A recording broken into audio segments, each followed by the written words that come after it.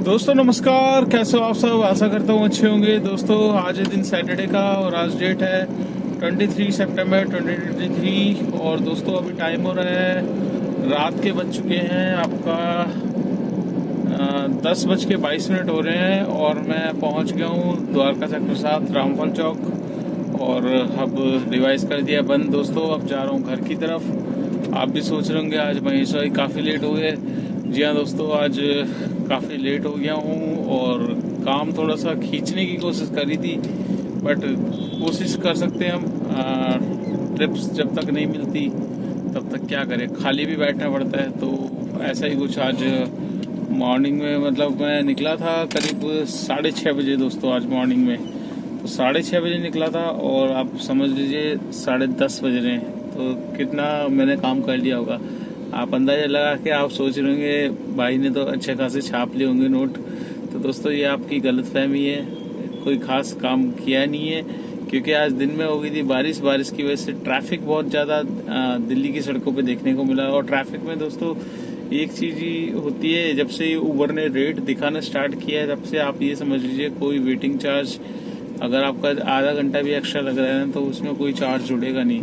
क्योंकि ये मैंने देखा है, मतलब कस्टमर का आप ड्रॉप कहीं और का डला हो और उससे आप 500 मीटर या 1 किलोमीटर आगे भी ले जाते हो तब भी उसका फेयर वही आता है। और जब आप कंप्लेंट करोगे कि फेयर सर, मतलब फेयर नहीं बढ़ा, तो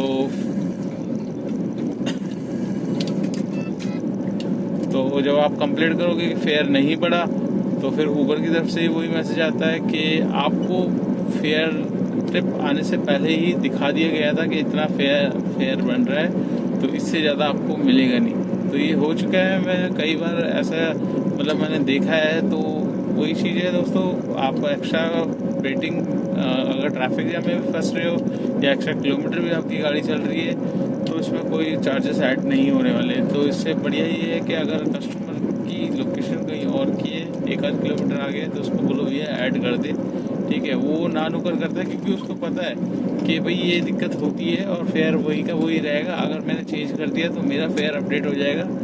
तो अगर गलती से हो भी गया तो वो कंप्लेंट मार देगा, भाई मेरे को तो उस लोकेशन पे जाना था, ड्राइवर आगे से लेकर गया है। तो ये सब चीज़ें देखने को मिलती है। तो दोस्तों आज मैं मॉर्निंग में निकला था 6:30 बजे। 6:30 बजे निकल के मेरे पास जो बुकिंग आई थी, बुकिंग मेरे पास रोहिणी वेस्ट मेट्रो की आ गई थी। रोहिणी वेस्ट मेट्रो से फिर मेरे पास आ गई थी सीधा गंगाराम हॉस्पिटल। गंगाराम हॉस्पिटल के बाद फिर मेरे पास मिल गई थी आपका इधर लोधी कॉलोनी।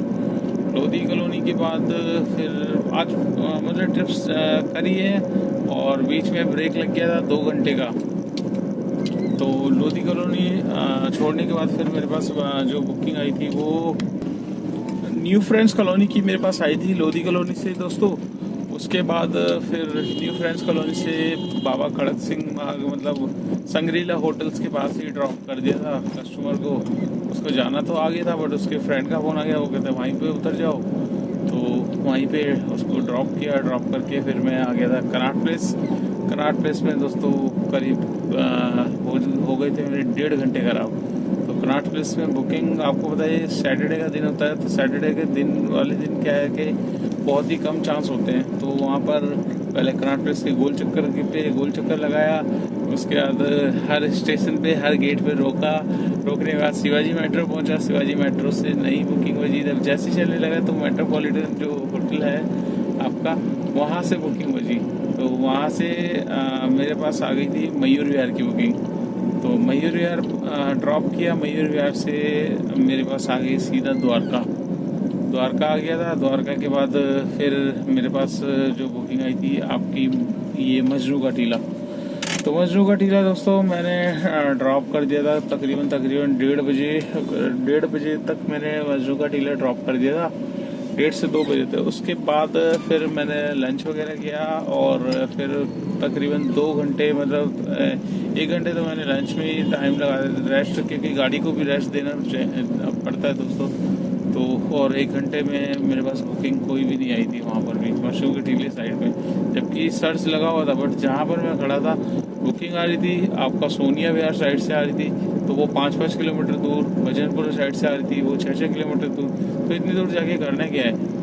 तो दोस्तों वहाँ से बड़ी मुश्किल से मेरे को मिल गई थी सनलाइट कॉलोनी की। वहाँ से जब मैं आगे चला नॉर्थ कैंपस की तरफ तो सनलाइट कॉलोनी की बुकिंग मिली। उसके बाद फिर एक दो बुकिंग और करी थी दोस्तों, बस फिर ट्रैफिक में इतना ज़्यादा मतलब लास्ट बुकिंग मेरी ट्रैफिक में ही लगा लो 1.5 घंटा लग गया था आपका मेरे को नेपसराय में। तो नेपसराय मेरा जो ड्रॉप था वो इधर आपका पड़पड़गंज से लिया था मैंने पिकअप। तो पड़पड़गंज से नेपसराय का लिया था और कम से कम 1.5 घंटा मेरा लग गया नेपसराय के अंदर मैदानगढ़ी वाले जाने वाली साइड पे पर्यावरण कॉम्प्लेक्स पे जाना था। तो वहाँ छोड़ना बड़ा डिफ़िकल्ट हो गया दोस्तों आज। तो आप भी सोच रहे होंगे काम मतलब पूरा टाइम इतना ज़्यादा लग गया और काम कितना हुआ होगा महसूस होगा, तो ये सब मैं बताऊंगा दोस्तों। बट आज अब बात कर लेते हैं ओला उबर के बारे में। देखिए काफ़ी भाई मेहनत बहुत करना चाहते हैं, ठीक है।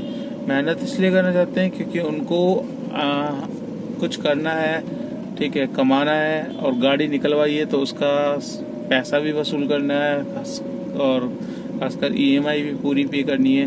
तो बहुत सारे खर्चे होते हैं दोस्तों ड्राइवरों के। और अभी देखिए काफ़ी ड्राइवर भाइयों के मन में ये होता है कि ओला उबर में जैसे काफ़ी नए भाई आ जाते हैं, तो नए भाई आए हैं काम कर रहे हैं, तो काम करने में वो समझ नहीं पाते कि कैलकुलेशन किस हिसाब से है ओला उबर की, किस टाइम में हम क्या मतलब अच्छा काम कर सकते हैं, किस टाइम में नहीं। तो इसके ऊपर भी दोस्तों मैंने वैसे वीडियो बना रखी है, आप चाहे तो देख सकते हैं कि बेस्ट टाइमिंग क्या होता है निकलने का, ठीक है। बाकी आपके ऊपर है, आप जिस मर्जी टाइम निकले वो आपका टाइम है, आप अपने ओनर है, आपकी मर्जी पे ही आपका काम होगा।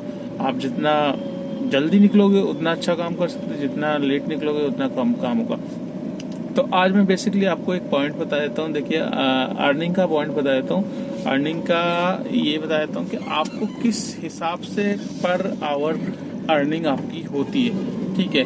तो आप उस हिसाब से आप समझ सकते हैं कि आपकी अर्निंग आप कैसे बढ़ा सकते हैं। आप ऑफ टाइम में बढ़ा सकते हैं और या ऑफ पीक में बढ़ा सकते हैं या पीक टाइम में बढ़ा सकते हो।